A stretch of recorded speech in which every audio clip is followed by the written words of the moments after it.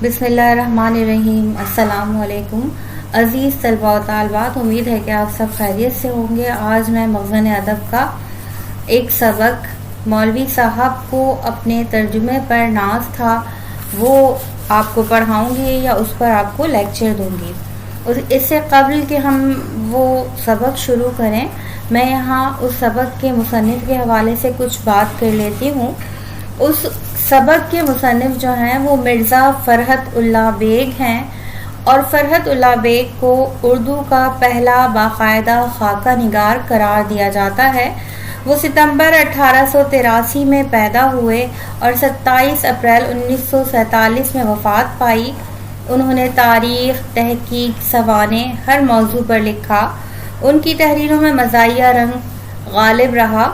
فرحت اللہ bag کے یہاں خاکہ نگاری یا شخصیت نگاری عروج پر نظر آتی ہے۔ ان کے تحریر کردہ خاکے ڈپٹی نذیر احمد کی کہانی، کچھ ان کی کچھ میری زبانی کی مثال ملنا مشکل ہے۔ ڈپٹی نذیر احمد کی کہانی کچھ میری کچھ ان کی زبانی، یہ خاکہ جو ہے اردو کا بہت مشہور خاکہ ہے۔ اس کے علاوہ فرحت اللہ بیگ کے کئی مضامین اور بھی مشہور ہیں، جس میں ایک وصیت کی تعمیر جو مولوی وحید الدین سلیم کا خاکہ ہے، اور اس کے علاوہ دلی کا یادگار مشاعرہ، پھول والوں کی سیر وغیرہ جو ہیں وہ بھی فرحت اللہ بیگ کے مشہور مضامین ہیں۔ مرزا فرحت اللہ بیگ کو خاکہ نگاری پر عبور حاصل تھا۔ وہ جس کا نقشہ کھینچتے تھے اس کی خوبیوں، خامیوں، عادات، اطوار، لباس، ناک، نقشہ، غرض ہر چیز چلتی پھرتی آنکھوں کے سامنے آ جاتی تھی۔ وہ دہلی سے تعلق رکھتے تھے۔ انہوں نے دہلی کی بامحاورہ زبان کا استعمال کیا اور اردو کے ساتھ ساتھ فارسی محاوروں کا استعمال بھی کیا۔ نذیر احمد کی کہانی کچھ ان کی کچھ میری زبانی 1927 میں لکھا گیا۔ مرزا فرحت اللہ بیگ اس وقت تک فرضی نام سے لکھ رہے تھے، پھر بابا اردو مولوی عبدالحق کے کہنے پر یا ان کے اصرار پر انہوں نے اپنے استاد مولوی نذیر احمد کا خاکہ تحریر کیا۔ یہ خاکہ جو ہے انجمن ترقی اردو ہند کے رسالے اردو میں شائع ہوا۔ نذیر احمد کی کہانی کچھ میری کچھ ان کی زبانی اردو زبان کا پہلا کامیاب اور مکمل خاکہ ہے۔ یہ ایک ایسی شخصیت کا خاکہ ہے جو عالم کی حیثیت سے مشہور تھی۔ نذیر احمد کا طنز و مزاح سے کوئی تعلق نہ تھا۔ فرحت اللہ بیگ کا تحریر کردہ خاکہ پڑھنے کے بعد نذیر احمد کی مزاح سے بھرپور شخصیت ہمارے سامنے آ جاتی ہے۔ بعض نقادوں نے کہا ہے کہ اگر فرحت اللہ بیگ اور کچھ نہ لکھتے تو صرف یہ مضمون انہیں زندہ رکھنے کے لیے کافی تھا۔ نذیر احمد مرزا فرحت اللہ بیگ کے استاد تھے۔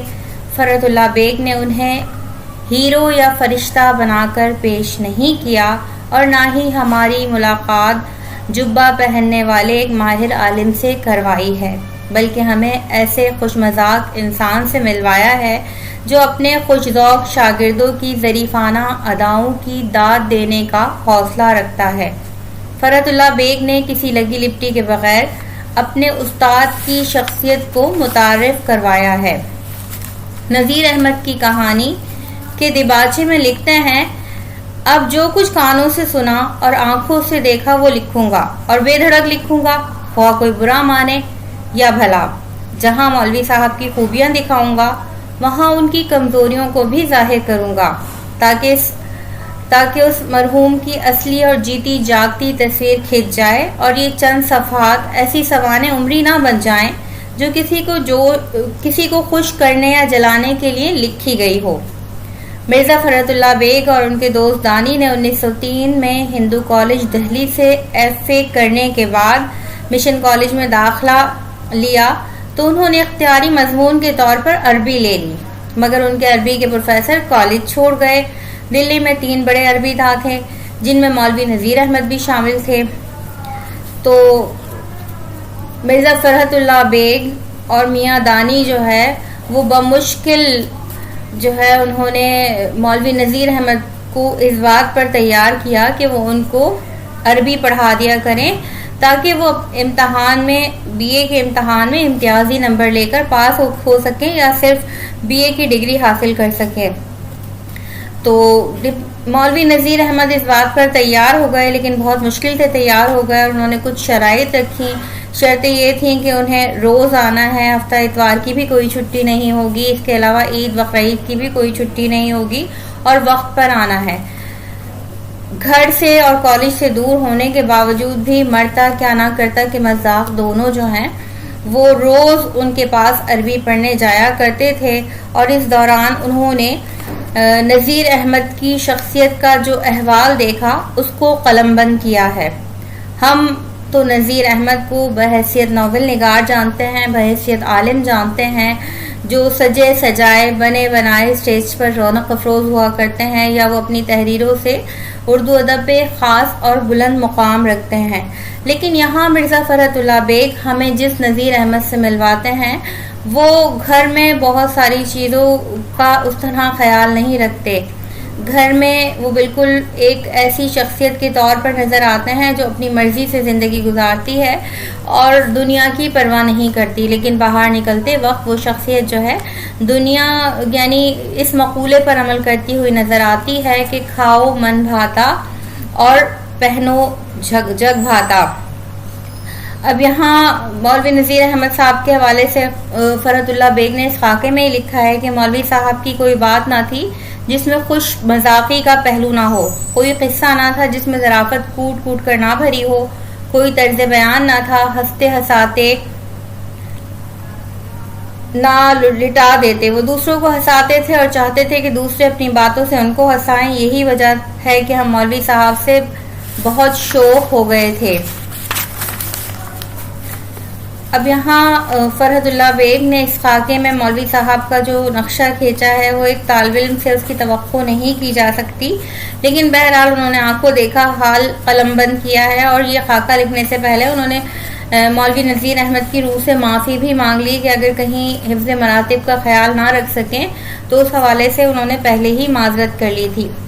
لیجیے اب مولوی صاحب کا حلیہ سنیے۔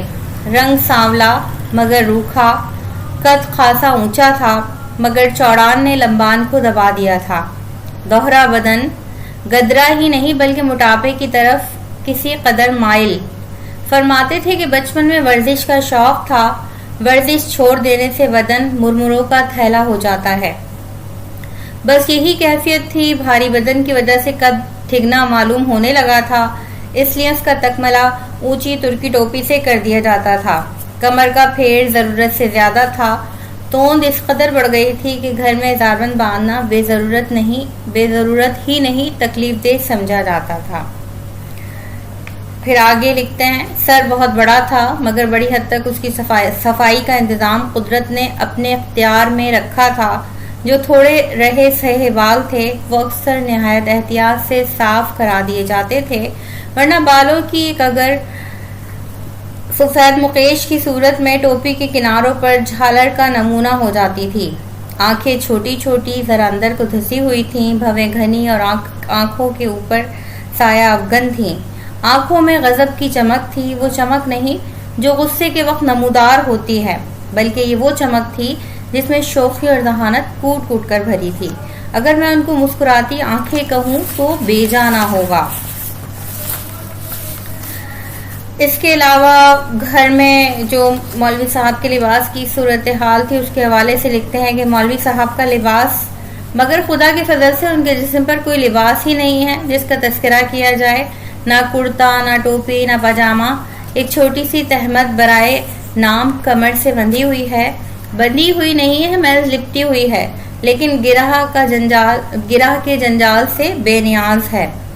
ٹھیک ہے، یہ تو ان کا گھر کا حلیہ تھا، لیکن جب باہر نکلتے تھے تو مولوی صاحب جو ہے وہ عمدہ اور نفیس لباس پہن کر اور ایک خاص رکھ رکھاؤ کے ساتھ نکلا کرتے تھے، جس کا احوال بھی انہوں نے قلم بند کیا ہے۔ اور گھر میں یعنی لباس کے حوالے سے بے اتنائی کی وجہ انہوں نے لکھی ہے۔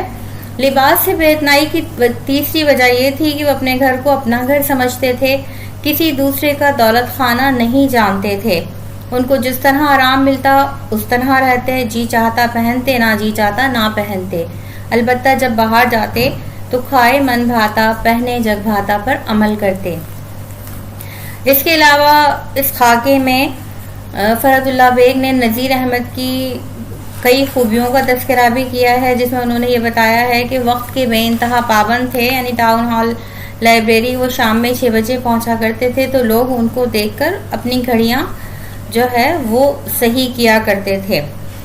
بچپن کا احوال جو ہے نذیر احمد کا وہ بھی قلم بند کیا ہے کہ بچپن میں غربت کی وجہ سے جو ہے وہ پنجابیوں کے کٹرے کی مسجد میں ٹھہرے اور وہاں جو ہے انہوں نے علم حاصل کرنا شروع کیا مدرسے میں رہتے ہوئے، لیکن ان کے ذمہ یہ کام تھا کہ گھر گھر جا کر روٹی مانگیں۔ تو جب وہ روٹی مانگنے گھر گھر جایا کرتے تھے تو کچھ لوگ روٹی پہ تھوڑا سا سالن یا کچھ نہ کچھ ساتھ دے دیا کرتے تھے۔ تو محلے میں ایک عبدالحامد صاحب بھی تھے کہ جن کے گھر ان کو لازمی جانا پڑتا تھا روٹی مانگنے کے لیے۔ جب وہ عبدالحامد صاحب کے گھر جاتے تو ان کی بیٹی انتہائی شریر تھی اور وہ ان سے جب تک سیر 2 سیر مسالہ نہیں پسوا لیتی تھی اس وقت تک اس لڑکی کو جو ہے چین اور سکون نہیں آتا تھا۔ اس بات کا وہ بہت شوخی سے تذکرہ کرتے تھے اور پھر بتایا انہوں نے بعد میں کہ یہی لڑکی بعد میں ان کی بیوی بنی اور بچپن میں وہ جتنی شریر تھیں بڑے ہونے کے بعد اتنی ہی غریب یا سنجیدہ ہو گئی تھیں۔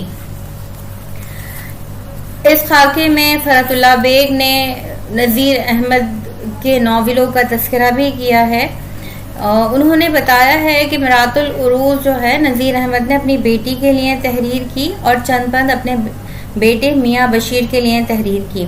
اس وقت وہ تعلیمات کے انسپیکٹر تھے اور دورے پر نکلے ہوئے تھے۔ مسٹر کیمپسن ڈائریکٹر تعلیمات کا کیمپ بھی ان کے قریب تھا۔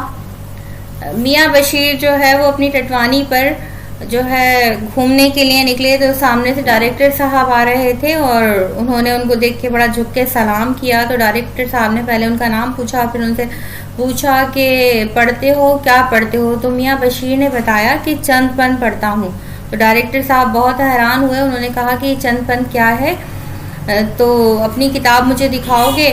تو بشیر نے کہا جی ہاں، ہماری آپا کی کتاب بھی دیکھیے گا۔ پھر وہ بھاگتے ہوئے واپس گئے اور وہاں سے نہ صرف اپنی چند پن نامی کتاب نکالی بلکہ مرات العروس نام سے جو ڈپٹی نذیر احمد جو لڑکیوں کا 2 لڑکیوں کا قصہ لکھ رہے تھے وہ بھی لے جا کر ڈائریکٹر صاحب کو دے دیا۔ نذیر احمد جب واپس آئے تو انہیں اپنی بیٹی بہت روتی ہوئی ملی، اس نے رو رو کے آنکھیں لال کر لی تھی اور وہ سمجھاتے رہے۔ ان کی سمجھ میں نہیں آیا کہ ڈائریکٹر صاحب پتہ نہیں کس انگریز نے جو ہے وہ کتابیں لے لی ہیں۔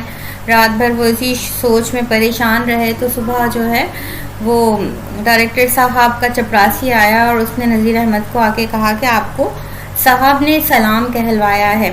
نذیر احمد جب وہاں پہنچے تو انہوں نے دیکھا کہ صاحب ڈائریکٹر صاحب جو ہیں وہ مرات العروس پڑھ رہے ہیں اور اس کے بعد انہوں نے کہا کہ آپ نے یہ انتہائی عمدہ قصے لکھے ہیں، بچوں کے پاس رہتے ہوئے یہ کچھ عرصے میں پھٹ جاتے اور ختم ہو جاتے، یہ تو انتہائی عمدہ کتابیں ہیں اور ان کو طبع ہونا چاہیے۔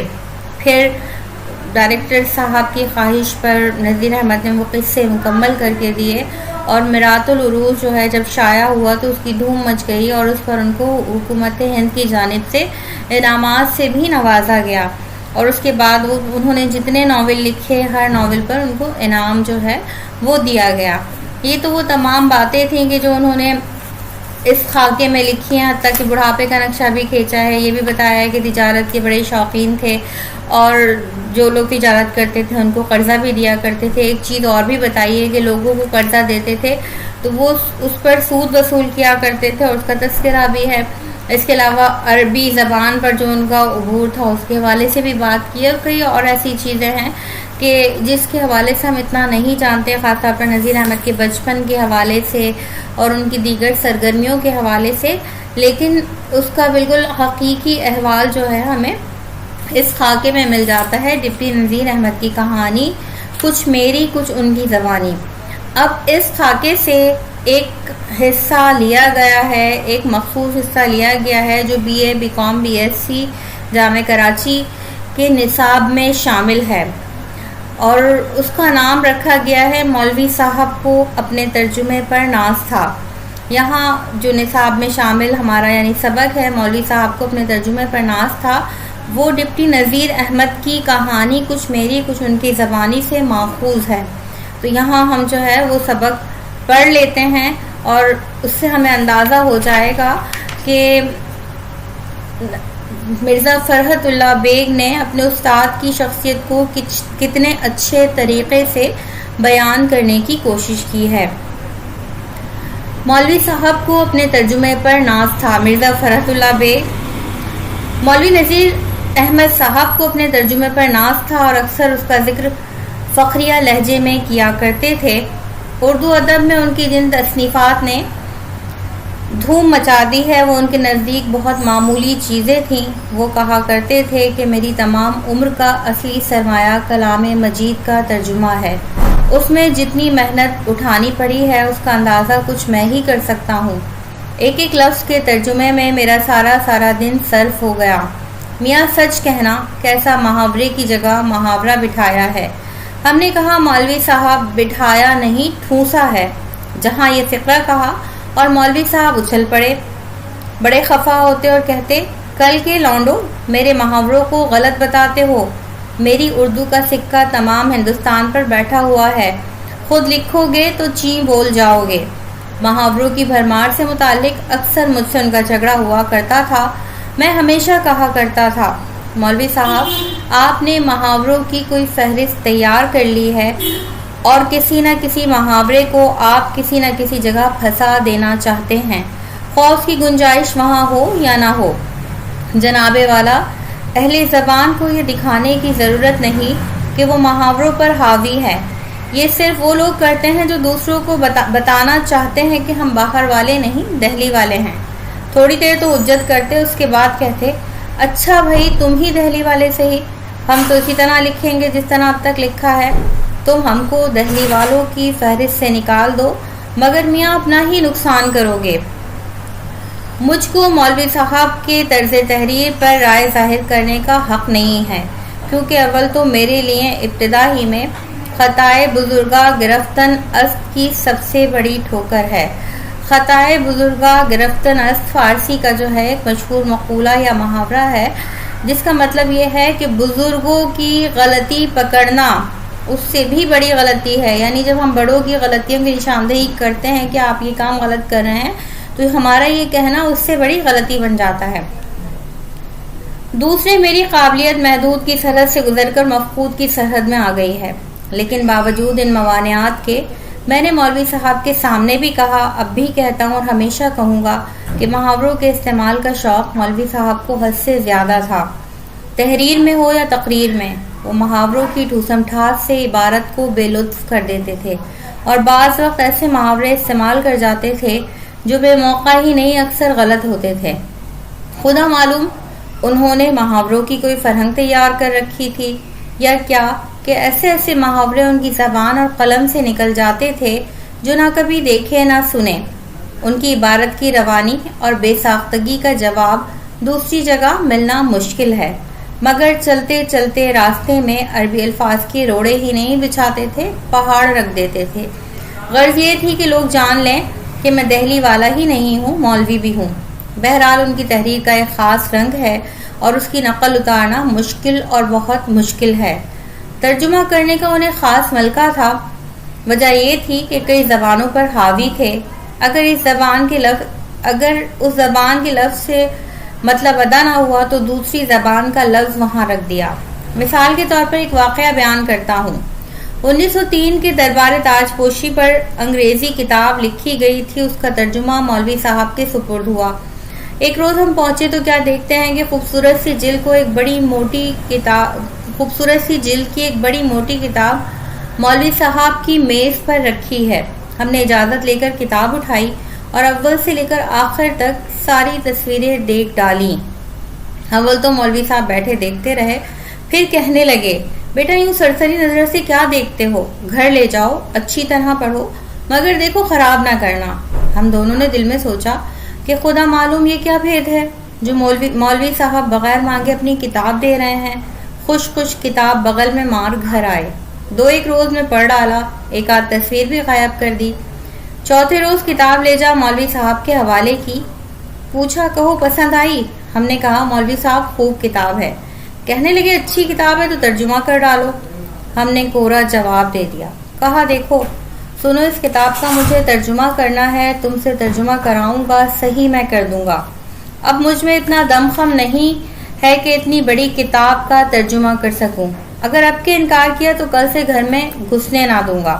یہ کہتے کہتے کتاب کی جلد توڑ 10 صفحے میرے اور 10 میاں دانی کے حوالے کر دیے، ساتھ ہی میاں رحیم بخش کو آواز دی اور وہ آئے، ان کو حکم دیا کہ ایک دستہ بادامی کاغذ کا ان دونوں کو دے دو۔ قہرے درویش برنجانے درویش کی صورت تھی، یعنی درویش کا قہر جو ہے وہ جان پر نازل ہوتا ہے، یعنی اگر کوئی بزرگ ناراض ہو جائے، کوئی درویش ناراض ہو جائے یا قہر والی صورت میں آ جائے تو پھر انسان کی جان پر بن جاتی ہے۔ جس طرح پہلے خوشی خوشی پوری کتاب لے گئے تھے، اسی طرح منہ بنائے ہوئے ان پلندوں کو بغل میں مار گھر آ کر بیگار کے کام کی طرح ترجمہ کیا۔ دوسرے روز جا کر پڑھنے کے لیے کتاب اٹھائی، پوچھا ترجمہ لائے؟ ہم نے دبی آواز میں کہا لائے۔ کہا پہلے وہ پڑھو۔ ہم پڑھتے جاتے اور مولوی صاحب اصل کتاب دیکھ کر اس کی درستی کرتے جاتے۔ اب اگر میں یا میاں دانی کہیں کہ یہ ترجمہ ہمارا ہے تو یقین مانیے کہ دونوں جھوٹے ہیں۔ مولوی صاحب کی اصلاح نے ہماری آنکھیں کھول دی اور ہم نے سمجھ لیا کہ اس علم میں بھی مولوی صاحب سے بہت کچھ حاصل کیا جا سکتا ہے۔ اس کے بعد سے ہمیں ترجمے کا شوق ہو گیا اور تھوڑے ہی دنوں میں کتاب ختم ہو گئی۔ اس کے چھپنے کے بعد ہماری مولوی صاحب سے بڑی جنگ ہوئی، کیونکہ بندہ خدا نے ہم دونوں غریبوں کا اس میں ذرا بھی ذکر نہیں کیا، مگر کچھ پرواہ نہیں، اس کا بدلہ ہم اب لے لیتے ہیں اور ڈنکے کی چوٹ کہہ دیتے ہیں کہ اس کتاب میں تھوڑے بہت لفظ ہم دونوں کے بھی ہیں۔ یہ ضرور ہے کہ اگر اصلاح شدہ مسودوں کو دیکھا جائے تو کاٹ چھاٹ کی وجہ سے ہمارے لفظوں کو تلاش کرنا سر میں لکھے دیکھنے سے کچھ کم مشکل نہ ہوگا۔ ہاں تو میں یہ کہہ رہا تھا کہ مولوی صاحب چونکہ کئی زبانوں پر حاوی تھے، اس لیے ان کو کہیں نہ کہیں سے مناسب لفظ ادائے مطلب کے لیے ضرور مل جاتا تھا۔ مثلاً اسی جشن تاج پوشی کی کتاب میں ایک جگہ اسٹالین آیا، ڈکشنری میں جو دیکھا تو اس کے معنی سیاہ بڑا جنگی گھوڑا نکلے۔ یاروں نے ترجمے میں وہی الفاظ ٹھوک دیے۔ جب مولوی صاحب نے یہ الفاظ سنے تو بہت ہنسے، کہنے لگے واہ بیٹا واہ، کیوں نہ ہو دہلی والے ہو، خالص اردو لکھی ہے، بندہ خدا شبدیز لکھ دو، چھٹی ہوئی۔ اب کوئی صاحب اس سے بہتر لفظ بتا دیں تو میں جانوں۔ ان کے ترجمے میں یہ خوبی ہوتی تھی کہ لفظ کی جگہ لفظ بٹھاتے تھے، لیکن وہ لفظ ایسا ہوتا تھا کہ وہاں نگینہ بن جاتا تھا۔ تعزیرات ہند کا ترجمہ اٹھا کر دیکھو، وہی لفظ پر لفظ معنی بھی پورے دیتا ہے اور اپنی جگہ سے ہل بھی نہیں سکتا۔ سینکڑوں کتابوں کے ترجمے ہوئے اور دوسری اشاعت میں کچھ اور تیسری میں کچھ کے کچھ ہو گئے، لیکن تعزیرات ہند کا ترجمہ جوں کا توں ہے، ایک لفظ ادھر سے ادھر نہیں ہوا۔ کہا کرتے تھے کہ تعزیرات ہند کا ترجمہ بھی میرا ایک کارنامہ ہے۔ اس کتاب کے ترجمے کا کام 3 آدمیوں کے سپرد ہوا تھا، ان میں ایک مولوی عظمت اللہ صاحب، اس کی اصلاح ڈائریکٹر صاحب کے ذمے تھی اور ہم ڈائریکٹر صاحب کے سرشتہ دار تھے۔ روزانہ 1-2 دفعات کا ترجمہ آتا، ہم ڈائریکٹر صاحب کو سناتے، وہ بڑا غل مچاتے کہ یہ لفظ خلاف محاورہ ہے، اس لفظ سے مفہوم ادا نہیں ہوتا، یہ لفظ اپنی طرف سے بڑھا دیا گیا ہے۔ غرض 2-3 دفعات کہیں 3 یا 4 گھنٹوں میں پاس ہوتی۔ مجھے بڑا تاؤ آتا کہ ترجمہ کرے کوئی، یہ باتیں سنے کوئی، مگر بھئی یہ ضرور کہوں گا کہ وہ بھلا آدمی جو بات کہتا تھا 52 تولے پاؤ رتی کی کہتا تھا، جو اعتراض کرتا تھا اٹھائے نہ اٹھتا تھا۔ میاں پرانے زمانے کے انگریز غضب کی اردو سمجھتے تھے، وہ اچھی اردو لکھ نہ سکیں، مگر ترجمے کی وہ غلطیاں نکالتے تھے کہ تم جیسے دہلی والوں کے کان پکڑوا دیں۔ میں نے بھی ترجمہ دیکھا تو واقعی کچھ اکھڑا اکھڑا معلوم ہوا۔ میں نے دل میں کہا کہ نذیر احمد تو بھی خم ٹھوک کر میدان میں کیوں نہیں آ جاتا؟ اردو جانتا ہے، فارسی جانتا ہے، عربی جانتا ہے، کچھ ٹوٹی پھوٹی انگریزی بھی سمجھتا ہے، ان لوگوں سے اچھا نہیں تو کم سے کم ایسا ترجمہ تو بھی کر لے گا۔ یہ سوچ کر 1.25 روپے کی ڈکشنری بازار سے خرید لایا۔ رات کو لیمپ جلا، کپڑے اتار، لنگوٹ باندھ ترجمے پر کھل پڑا۔ جن دفعات کا ترجمہ دوسرے روز پیش ہونے والا تھا ان کا ترجمہ خود کر ڈالا۔ دوسرے دن ترجمہ جیب میں ڈال دفتر پہنچا۔ ڈائریکٹر صاحب آئے، مجھے بلایا، ان لوگوں کے ترجمے کو سن کر وہی گڑبڑ شروع کی۔ خدا خدا کر کے مشکل آسان ہوئی. میں نے کہا کم ترین بھی کچھ عرض کرنا چاہتا ہے. کہا اچھا کہو. میں نے جیب میں سے وہ کاغذ نکالا. وہ سمجھے عرضی ہے. لینے کو ہاتھ بڑھایا. میں نے کہا عرضی نہیں ہے, آج کی دفعات کا ترجمہ میں نے کیا ہے. ڈائریکٹر صاحب یہ سن کر اچھل پڑے. کہنے لگے تم نے ترجمہ کیا ہے؟ تم کو تو انگریزی نہیں آتی, پھر ترجمہ کیسے کیا؟ میں نے کہا رائل ڈکشنری سے. انہوں نے ہنس کر کہا تعزیرات کا ترجمہ رائل ڈکشنری سے نہیں ہوا کرتا. میں نے کہا سن تو لیجئے. کہا اچھا سناؤ. میں نے جو پڑھا تو صاحب بہادر کی آنکھیں پھٹی کی پھٹی رہ گئیں. کہنے لگے ترجمہ تم نے رائل ڈکشنری سے کیا ہے؟ میں نے کہا ہاں. کہنے لگے کل شروع کی 4 دفعات کا ترجمہ کر کے لاؤ.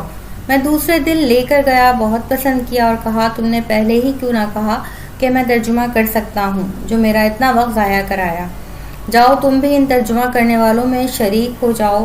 اس دن سے ہم بھی 5 سواروں میں مل گئے اور یہی ہماری ترقی کا زینہ تھا. اب رہے ہماری تصنیفات پر انعام, وہ تو اللہ میاں نے چھپڑ پھاڑ کر دیے ہیں.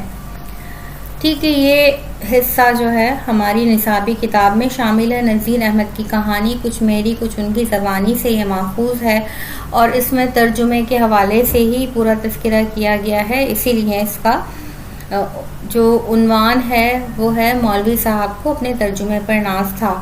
اور مولوی نذیر احمد جو ہے ان کی مہارت صرف عربی اور فارسی میں ہی نہیں تھی بلکہ اس میں اس بات کا تذکرہ بھی کیا گیا ہے کہ انہوں نے تعزیرات ہند نامی جو ایک قانون کی کتاب تھی جو انگریزی میں تھی اس کا ترجمہ جو ہے انہوں نے کیا ہے. اور آج اتنا عرصہ گزرنے کے باوجود بھی وہ ترجمہ جو کا تو جو ہے ہندوستان میں رائج ہے. انہوں نے ایسے الفاظ وہاں یعنی فٹ کیے ہیں یا ایسے الفاظ اس کے یعنی متبادل کے طور پر پیش کیے ہیں کہ ان الفاظ کو کوئی ادھر سے ادھر نہیں کر سکتا.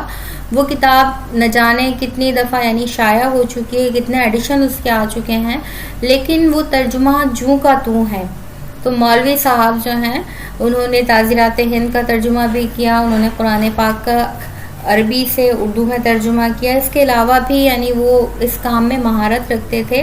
لیکن اس سبق سے ہمیں اس بات کا اندازہ ہوتا ہے کہ مرزا فرحت اللہ بیگ اور ان کے دوست میاں دانی جو ہیں ان کے اپنے استاد سے کتنی ایک بے تکلفی تھی اور ایک بالکل سمجھ لیں کہ دوستانہ رشتہ تھا.